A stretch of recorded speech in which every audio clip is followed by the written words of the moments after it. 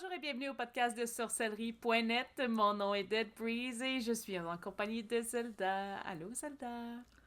Bien le bonjour Delbrise, comment tu vas cette semaine? Et ça va super bien, toi? Ben, je vais toujours bien, merci. Donc aujourd'hui, on parle de runes. En fait, on continue avec nos séquences de runes. Vous allez voir, on va en avoir plein. Aujourd'hui, on est avec... on va parler de Féu, Uruz et Agalaz. Donc on va y aller, je pense, par rune. Ça va être plus simple parce que sinon, on va mélanger tout le monde.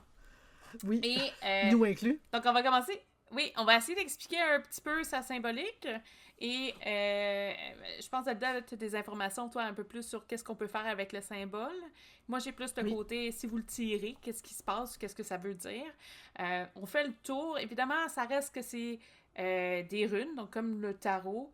Il y a une symbolique qui est propre, mais généralement, c'est pour vous faire une base. Vous allez, si vous développez une connexion avec les runes, des fois, peut-être que votre impression va changer un peu sur sa signification, puis c'est correct, là, c'est normal. Mais on vous donne un petit peu une idée d'ensemble. Je pense que c'est qu'on peut appeler ça comme ça. Euh, oui. donc, on commencerait avec Féu. Donc, Zelda, qu'est-ce que tu peux me dire sur Féu? En fait, Féu a un lien très fort avec l'argent. On dit que c'est le mystère de l'or. En gros, c'est cette rune-là, ce symbole-là, appelle l'argent, la richesse de notre société. Ça augmente en puissance beaucoup. C'est comme tout lié à ça. Par contre, il faut vraiment faire attention. Il ne faut pas l'utiliser de façon aveuglément dans nos rituels pour s'attirer, comme de l'argent ou de la richesse, parce que ça peut aussi nous apporter, il faut quand même être... pas trop être sarf, des fois, comme on dit en bon québécois. Donc, il faut avoir quand même une bonne responsabilité parce que ça pourrait amener à des conflits.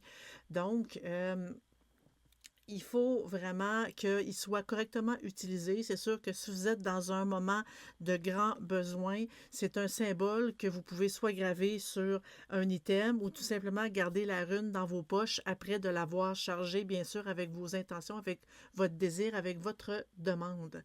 Euh, En gros, on dit que dans la cosmologie, c'est une force extérieure du feu cosmique primitif. En gros, c'est un gros mot.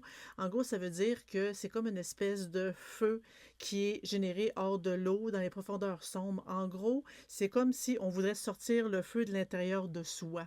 C'est comme un petit peu plus philosophique. C'est le pouvoir de Féu qui est le plus important dans le sens que c'est une force cachée qu'on a dans la plupart des âmes, comme un loup dans les bois et tout, qu'on peut surélever. Et comme de la mort, on vient la vie, de l'obscurité, de la lumière. Donc, c'est comme euh, une rune qui vient à être positif. C'est sûr que là, on parle de l'argent, mais c'est surtout la signification que j'ai sur la rune. De ton côté, qu'est-ce que tu as, Dead Breeze? En fait, c'est plus au niveau du tirage, moi, que j'ai des informations. Par exemple, Féu, donc son nom se traduit par troupeau. Bon, à une certaine époque, ça représentait une valeur financière. On se rend compte que peut-être qu'aujourd'hui, avoir un troupeau, ça vaut quand même cher, hein, si vous êtes fermier, mais à l'époque, ça voulait dire quand même une richesse. Il y a de la nourriture apportée, vous avez quand même une cadence. Euh, donc, ce que je disais, c'est ça. Les méthodes de financement ont changé, mais ça garde quand même la même représentation. Puis ça, tu l'as mentionné au niveau de ton symbolisme un petit peu plus tôt. Donc, c'est vraiment la richesse. On peut avoir un lien avec un événement relié à un changement de carrière. Là, évidemment, je vous parle de la symbolique du côté, si vous voulez tirer la rune à l'endroit. Dans ce cas-ci. Donc, on parle aussi d'un événement qui peut être lié avec votre système économique, comme un changement de carrière, par exemple. Ça peut avoir des ouvertures favorables. Donc, si jamais vous faites un tirage pour savoir ce qui se passe dans votre vie ou ce qui va se passer dans les prochaines semaines et mois, ça peut signifier ce côté-là. Donc, tout ce qui est apport financier. On parle aussi que la rune représente le feu cosmique du Muspelheim, qui est l'instrument de la création du monde, mais aussi l'agent principal de la destruction du Ragnarok. Et j'irai pas en détail sur tous les mythes mythologiques pendant les runes. Si jamais ça vous intéresse, on vous encourage à aller chercher des livres appropriés. C'est vraiment juste parce que on veut vraiment se concentrer sur la symbolique. Et pas nécessairement aller dans toutes les directions, parce que sinon, ça finira plus, puis on va faire 3 heures sur chaque rune. Mais si jamais ça vous intéresse, allez voir. J'ai parlé du Muspelheim, j'ai parlé du Ragnarok. Donc, en même temps, elle représente cette mystérieuse dualité entre la création et la destruction. Elle représente un équilibre des extrêmes en même temps, parce que c'est des énergies qui sont vraiment, vraiment conflictuelles. Féu représente cette espèce d'éternel recommencement qu'on peut voir un peu comme l'image d'un phénix, par exemple. Ouais, quelque chose qui se passe, ça revient en vie. Donc ça s'échange tout le temps. Et dans un tirage, on peut aussi voir ce côté-là expliquer que tous les efforts que vous faites finissent par être récompensés. Donc, peu importe les étapes que vous faites, il y a un aboutissement et ça continue. Donc, vous progressez dans votre mouvement.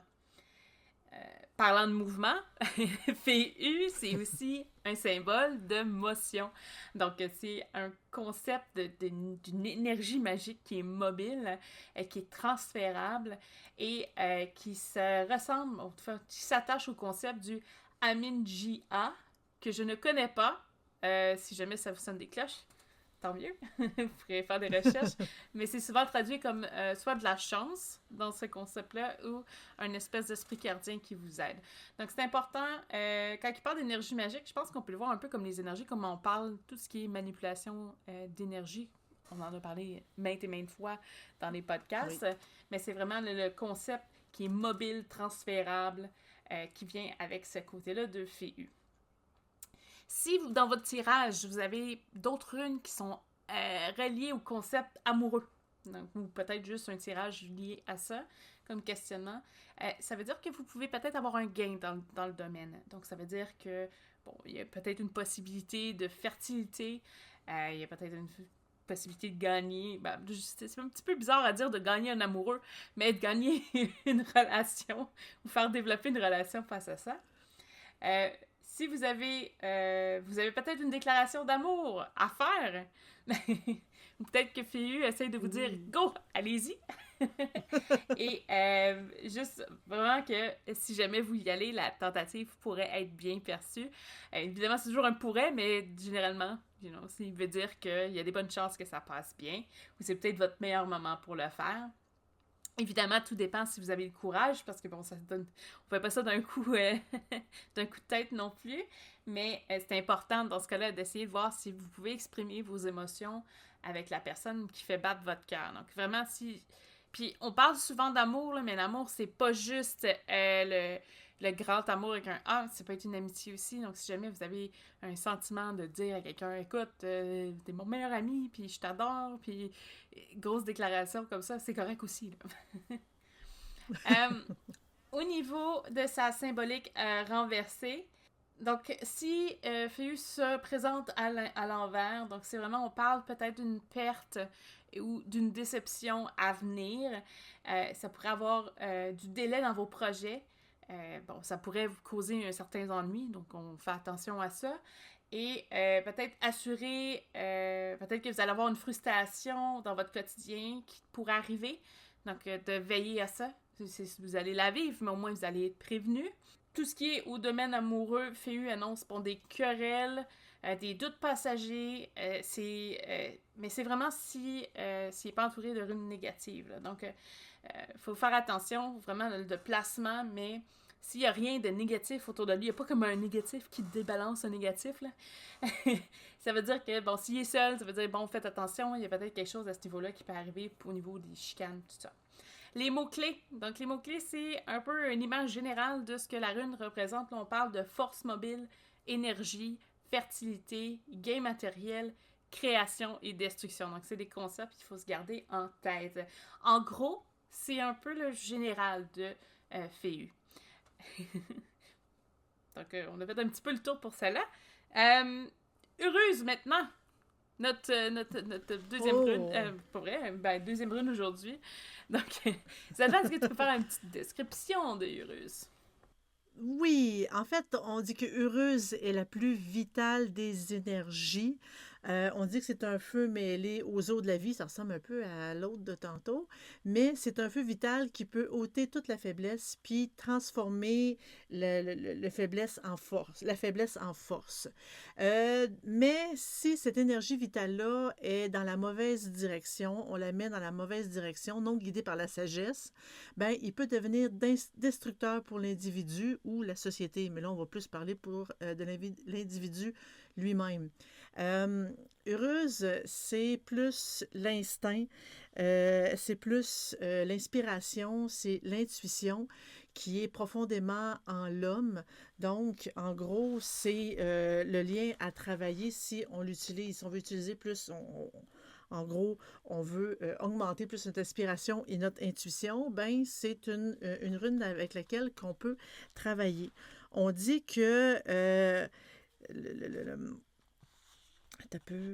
ça peut amplifier nos capacités. Elle est très puissante.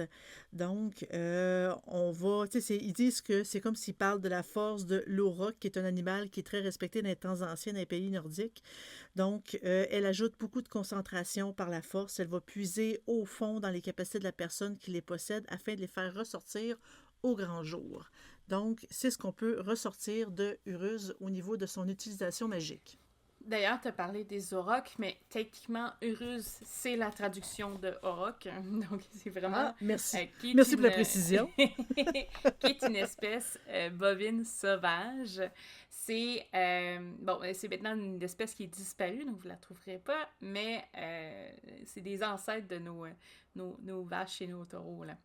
Euh, Uruz représente la formation d'une force sans être la force. Donc, elle représente quelque chose qu'elle n'est pas directement. Euh, c'est la mère des manifestations. Donc, si vous avez une manifestation, Uruz est peut-être derrière tout ça. Dans la mythologie nordique, elle représente Hodumla, une vache. Donc, on comprend pourquoi Auroch, dans ce cas-ci, est très symbolique. Donc, une vache qui aurait permis au gérant Ymir de subsister pendant 3 jours par son lait. La vache divine aurait aussi léché un immense bloc de sel, libérant ainsi Buri. Je pense qu'elle est une autre divinité. Elle représente des énergies qui forment la glace cosmique et une essence l'essence qui a permis de la créer en tant que telle. Uruz représente le pouvoir de la formulation, donc on parlait de la manifestation un petit peu plus tôt. Donc le pouvoir de la formulation qui soutient le monde, donc c'est ce qui nous tient tout en place ensemble. Et elle représente cette espèce de matrice qui tient le tout collé, là. Donc c'est comme une grosse colle protectrice. Euh, donc, elle représente la sagesse et l'histoire. Évidemment, ça fait partie des choses qui soudent un peuple ensemble, l'histoire. Donc, c'est pas pour rien que ça représente ça aussi. La sagesse aussi, parce que c'est les savoirs. Et c'est une espèce de tradition donc, qui se conserve tout naturellement. Euh, dans sa symbolique, à l'endroit bien sûr, toujours, elle symbolise aussi le changement qui ne viendra qu'aux personnes faisant des actes honnêtes et qui ont à sa plus pure expression en tant que telle, des actes d'honnêteté. Euh, les changements viennent soudainement, naturellement vers vous et ne pourront pas être évités. Donc, c'est ce que ça signifie. Dépendamment de toutes les runes, évidemment, là, quand on fait des explications de symbolique, on n'essaie pas de dire, ah ben là, s'il y a telle rune à côté, ça veut dire telle chose. Parce que encore une fois, ça va prendre des heures. On fait juste un aperçu général. Mais en gros, tout dépendamment des runes qui l'entourent, Uruz peut proposer parfois un détachement de certains éléments du passé pour pouvoir faire place aux nouveaux attachements que procure le futur.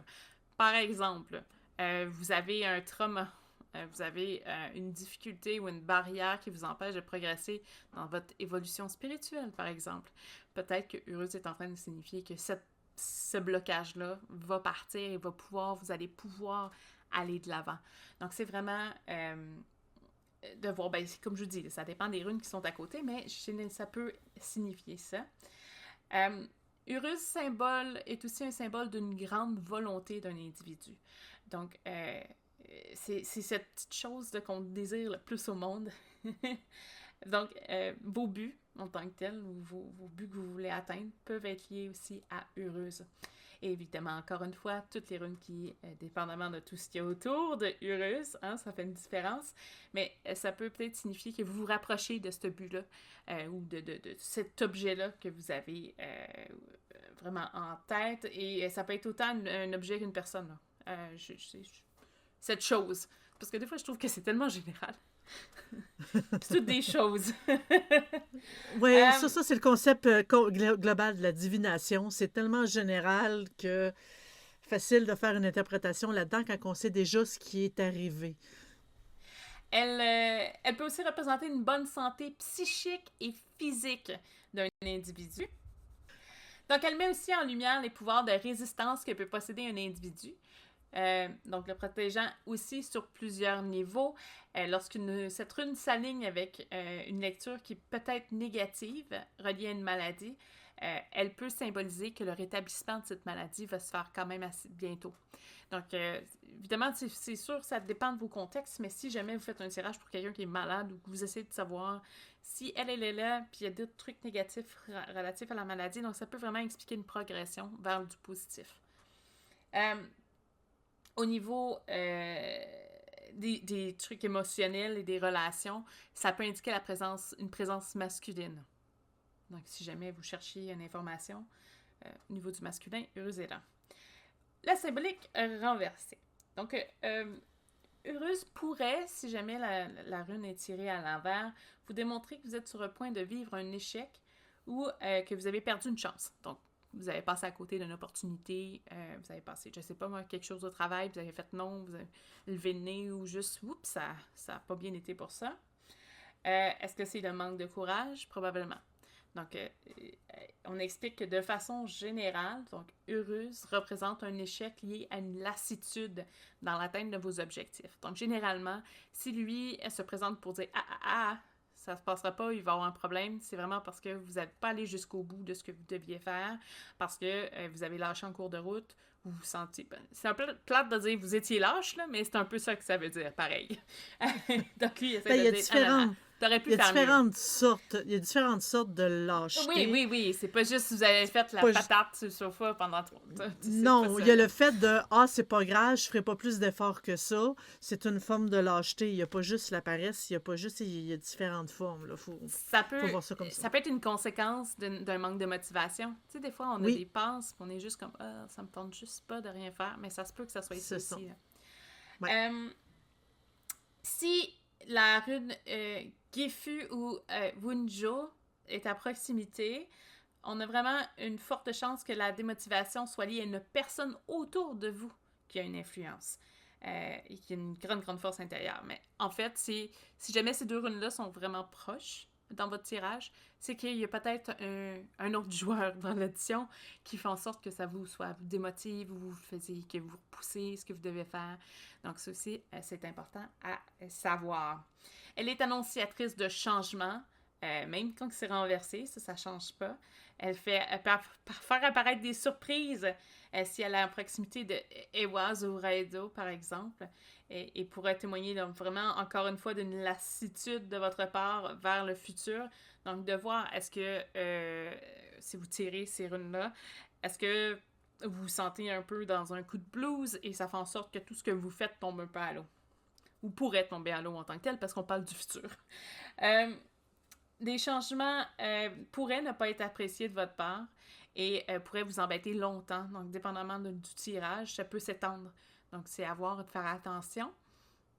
Évidemment, plus un problème s'étend, plus que ça peut jouer sur votre confiance et vous tirer vers la dépression. Donc, de faire attention à ça aussi. Si vous êtes conscient qu'il y a un problème, allez chercher de l'aide. Je ne parle pas juste de l'aide psychologique, mais c'est dépendamment du problème. Des fois, c'est peut-être juste vous aider à sortir des mauvaises idées de la tête. Peut-être juste à essayer de trouver des solutions à vos problèmes. Des fois, ne sont pas compliquées les solutions, il faut juste les trouver. Prendre le conseil de d'autres personnes aussi, de nos amis ou de notre famille. Oui, en parler. Exactement. On parle aussi, si jamais vous avez heureuse dans sa symbolique renversée, d'une possibilité d'une maladie mineure ou d'une baisse dans la qualité de vie d'une personne. C'est évidemment si elle se présente à l'envers, les problématiques peuvent autant au niveau psychologique, physique et sexuel. Donc, on parle vraiment de... Mais c'est vraiment une baisse de qualité ou une maladie mineure, là. Fait que c'est pas quelque chose qui annonce un décès ou quelque chose, vraiment quelque chose Une de... hospitalisation. Je sais pas, moi, se casser un doigt pourrait en faire partie, j'imagine. Une grippe. La COVID. Un manque de... Ouais, un manque d'appétit. On va appeler ça de l'appétit sexuel, là, mais un manque d'envie. Ça peut être des trucs comme ça. Les mots-clés pour Eurus, on parle vraiment de l'organisation, sagesse, santé, force vitale et la force d'agir. Donc, on n'oublie pas. Si c'est à l'envers, là, c'est vraiment... On est un peu mou. Et on va poursuivre avec notre troisième rune. La troisième rune qui est Agalas. Zelda, je te laisse commencer. Oui, en fait, Agalas a une particularité assez, pas étrange, mais exceptionnelle. En gros, c'est sa symbolisme numérique est très importante. C'est le 9. Puis le 9 est le nombre d'achèvements, de réalisation, puis de dynamique totale dans le système germanique. 9, c'est le nombre de mondes et de branches et de racines de l'arbre monde, Yggdrasil, qui est le modèle qui est à la fois comme de la graine puis de l'arbre adulte. C'est une espèce de modèle d'achèvement implicite dans la graine de toute chose en évolution ou en croissance, comme un arbre qui est contenu dans son espèce de fruit d'où vient la graine, qui va créer un nouvel arbre qui a comme le code génétique caché à l'intérieur. C'est comme... Ils disent qu'il en va de même pour le cosmos achevé et transformé qui est contenu dans la semence du monde. Ça s'en vient poétique, là. En gros, c'est l'espèce de négatif, le modèle de devenir et d'achèvement. C'est l'espèce de forme cachée de la perfection vers laquelle toute mise en forme consciente de la création est dirigée. C'est l'unification de tous les corps contraires en un tout potentiel. Dans son mystère est contenu le pouvoir de transformation, d'évolution de forme en forme, le long d'un modèle qui est consciemment ou mythiquement déterminé. En gros, c'est comme une possibilité de quelque chose qui va être créé, qui va aller au mieux. Je pense que Delbury, tu vas peut-être pouvoir plus le dire dans la description, mais c'est parce que quand on parle souvent que quand on vit une grosse tempête, toute brasse dans notre vie, c'est qu'il y a quelque chose qui va naître de cette tempête-là, il y a quelque chose qui va en venir, quelque chose qui va être créé, il y a un, tu sais, comme on dit, après la pluie, le beau temps, ben c'est un peu ça que la signification de cette rune-là. Puis, ironiquement, tu parles de tempête, mais son nom, la traduction de Galas, ça veut dire la grêle. Ah! Je sais que je vais probablement me répéter. Je sais que c'est parce qu'on a quand même des notes de côté parce qu'il n'y a pas moyen que je me rappelle de tout ça par cœur. Mais on va probablement se croiser parce que oui, effectivement, c'est la symbolique d'un œuf de glace cosmique rempli de pouvoirs magiques et de liens magiques bien ficelés. Évidemment, tu l'as dit, le chiffre 9, ultra important. 9e rune. Oui. Tu as parlé des 9 mondes aussi. Odin s'est suspendu pendant 9 nuits pour obtenir les runes. Heimdall est l'enfant de 9 mères. Grosse symbolique au niveau du chiffre 9. Donc, c'est ultra important chez les peuples germaniques. C'est le chiffre de la symbolisation de la création / la naissance d'un grand pouvoir et de la productivité. Un grain de grêle qui symbolise cet œuf qui contenant la semence qui crée Ymrir. Donc, évidemment, ça t'en a parlé un petit peu plus tôt. C'est cette divinité qui est un résultat de la conjonction entre le monde de glace du Niflheim et celui de feu du Muspelheim. Écoute, c'est sûr que j'ai l'impression d'avoir trop de lettres, là, mais c'est pas grave. Non, ils ont trop de consonnes. Ils ont trop de consonnes, littéralement. Des fois, je lisais des textes, puis je me suis dit, mais comment ça se dit, cette affaire-là? Et j'ai pas tenté ma chance. Félicitations, Delbury. J'ai ri de toi, mais félicitations. Non, mais j'essaye. J'ai relâché sur du japonais, puis je suis en train d'apprendre de l'allemand. Fait que là, je commence à me dire, ça va être moins pire, peut-être, pour là. Il y a peut-être des petites lettres que je peux aller me chercher, là. Ben, enfin, bref, ces deux mondes-là, donc le monde de glace et le monde de feu qui sont en conjonction, c'est un peu le monde neutre entre les deux mondes actifs. Donc le monde de feu qui sont les énergies de glace qui est l'antimatière. C'est cette balance des forces qui crée une résonance qui est un petit peu ambiguë, qui est intéressante aussi à explorer. Agalas est perçu comme la rune mère. Évidemment, avec toutes les symboliques qu'on donne au chiffre 9, c'est pas pour rien que c'est la rune, mettons, qu'on voit comme mère. C'est évidemment sa valeur numérique et sa forme originale qui était à la base. Je recommence, mais à la base, sa valeur numérique et sa forme originale, c'était une étoile qui se rapproche beaucoup d'un flocon de neige. Et ça fait juste renforcer là, cette espèce d'approche de maternelle et protectrice. Évidemment, qu'est-ce que ça donne comme écho? C'est que ça représente une forme de protection et une forme de bannissement, puisqu'elle est complète et d'une nature plaisante et qu'elle représente une espèce de type de sécurité spéciale et ça protège contre les éléments qui ne sont pas en harmonie. Donc, en gros, elle symbolise la protection. Et on symbolise que si vous perdez un petit peu le contrôle, vous allez l'avoir. Il n'y a pas vraiment de problème à ça. Mais même si les éléments vont un peu contre vous, vous allez avoir un certain contrôle. Comme Agalas peut représenter le renouveau, elle représente aussi des forces qui sont au-delà de notre contrôle. Donc, elle symbolise aussi un dérangement au niveau élémentaire qui peut prendre des tons négatifs. Donc, c'est pas juste du positif dans cette rune-ci. Ça peut être le message d'un événement comme une naissance, mais ça peut autant représenter une maladie ou un décès. Donc, de faire attention. Donc, c'est un gros événement à venir, mais il n'y a pas tant de... il y a un petit peu de neutralité à ce propos-là. On ne sait pas vraiment, est-ce que c'est quelque chose d'ultra positif ou quelque chose d'ultra négatif. Aux côtés de Féu et Gera, on peut parler d'un succès lié à un immense effort de votre part, donc contrairement à Urus qu'on a vu un petit peu plus tôt. Donc lui, c'est vraiment content, c'est que vous avez vraiment travaillé, donc vous allez avoir le fruit de votre travail. Et si vous parlez, si vous avez Pertro proche de vous, bon, ça peut vous indiquer un gain qui vous arrive, qui va arriver à vous. Par exemple, quand on parle de gain, on peut parler de gagner un montant monétaire avec la loterie, ça peut gagner une nouvelle relation avec quelqu'un, là, pas nécessairement amoureuse, mais découvrir quelqu'un ou... en tout cas, il y a plein de choses. Un gain, c'est pas nécessairement financier non plus, mais ça peut être comme un petit cadeau que vous pouvez avoir. Bien sûr, s'il y a une rune qui l'accompagne, qui est renversée, ça peut automatiquement symboliser que s'il y a du négatif. Parce que, là, je vais en parler. De base, je vais en parler un petit peu plus tard, mais il n'y a pas de symbolique du niveau renversé sur Agalas. Donc, peu importe, il faut vraiment se fier aux runes qui sont à côté. Donc, si les autres runes autour de Agalas sont négatives, forcément, ça va aller chercher un aspect négatif. Souvent, donc, Agalas se présentera dans vos tirages comme si vous êtes le point de prendre un risque dans votre vie. Donc, si vous avez un gros choix à faire, un changement de direction, c'est à ce moment-là qu'il va se présenter dans vos tirages. Donc, c'est des runes qui vous préviennent si le choix vaut la peine. Donc, évidemment, ça peut être associé à un changement brutal qui peut changer votre perspective face à la vie. Je sais pas, tomber enceinte. Et évidemment, ça change votre perspective de devenir mère. Ou père. Ça change pas mal de choses. Vous voyez l'idée. En gros, c'est qu'il va y avoir un changement qui va faire comme un gros boom.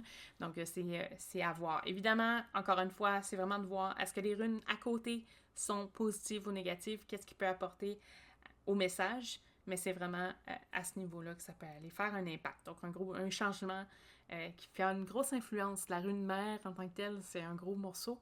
Donc, c'est à voir là, quand vous l'avez dans votre tirage. Au niveau des mots-clés, donc on parle d'ambiguïté. On parle du sacral dans la rune mère et la fatalité. Donc, c'est un gros morceau. Hein. N'oublie pas, on colle tous les morceaux ensemble avec l'énergie et l'antimatière. Tout ça. Je sais que c'est des principes. Des fois, c'est un peu bizarre à entendre, là, mais vous allez voir, tout se suit et tout a un lien là, avec les runes. Là. C'est vraiment bien fait. Tout s'imbrique. Donc, oui. Donc, c'était nos 3 runes du jour. Donc, j'espère que vous avez apprécié. Évidemment... Ou de la semaine, oui, en tant que telle. J'espère que vous avez apprécié. On va toutes les faire de toute façon. Là. Peut-être pas toutes dans la même saison. Là. Partez pas en peur. Euh, parce qu'il y en a quand même plusieurs, là. On va en faire une partie cette Il y en a saison-ci, beaucoup. une partie dans l'autre saison. Oui, pour pas, parce que sinon vous allez trouver que c'est long, là. Mais j'espère que vous avez aimé ça, donc on va toutes les passer. Si jamais vous avez des questions, vous voulez voir des informations, vous pouvez déjà passer zioter là, sur le site de sorcellerie.net. On a aussi le Discord, si vous voulez avoir une discussion active avec les membres. Vous devriez avoir le lien juste en dessous. Peu importe sur la plateforme sur laquelle on est diffusé, il devrait y avoir une petite description, puis elle devrait être dedans. Donc un lien sur notre Discord.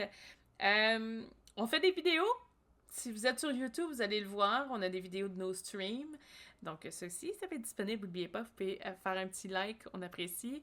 Euh, on a aussi les samedis matins. Donc, 8h30 heure québécoise et un peu plus vers 2h30 en Europe. Donc, on parle de... En ça dépend. Des après-midi. fois, on fait des unbox. Oui, oui, il y a 2h30 en après-midi. On fait des unboxings de boîtes de sorcellerie. Des fois, on joue à des jeux vidéo. Des fois, on a des ateliers ou des débats où on a juste des discussions sur qu'est-ce que la magie en général, la sorcellerie, tout ça. Donc, ça peut être intéressant. C'est sur Twitch.